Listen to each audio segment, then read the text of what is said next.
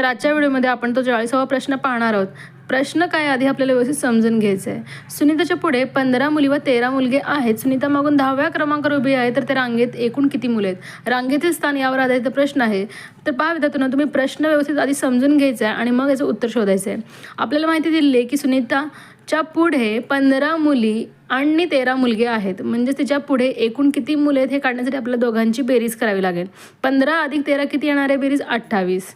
मग पहा, सुनीता मागून 10व्या क्रमांकावर उभी आहे असं सांगितलेलं आपल्याला. अर्थ काय आहे की तिच्या मागे 9 मुले आहेत, कारण ती 10व्या क्रमांकावर उभी आहे. आणि आधी आपण फक्त पुढे असणाऱ्या मुलांची बेरीज केली होती, म्हणून सुनीताचा क्रमांक देखील आपल्याला ॲड करावा लागणार आहे. म्हणजेच 28 अधिक 10 बरोबर 38. हे उत्तर अगदी बरोबर असणार आहे विद्यार्थ्यांनो.